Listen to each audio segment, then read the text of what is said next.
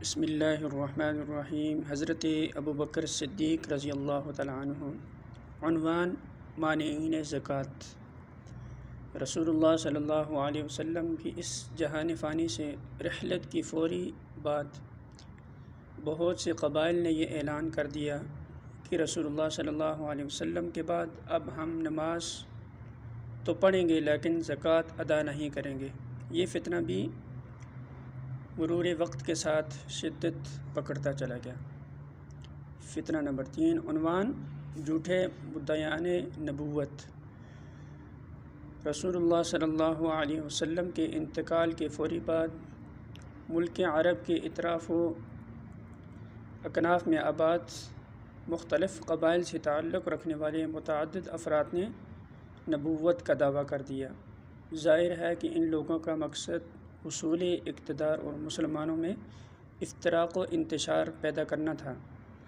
قوم پرستی اور قبائلی تعصب کی بنیاد پر بہت جلد دیکھتے ہی دیکھتے ہزاروں افراد ان کے ہمنوا بن گئے۔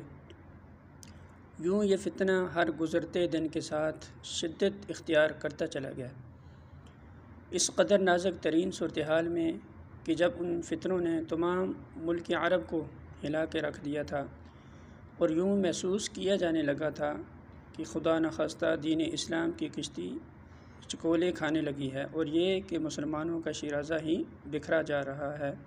یہی وجہ تھی کہ اس موقع پر بڑے بڑے صحابہ کرام رضی اللہ تعالیٰ عنہم اجمعین مصلحت سے کام لینے کا مشورہ دے رہے،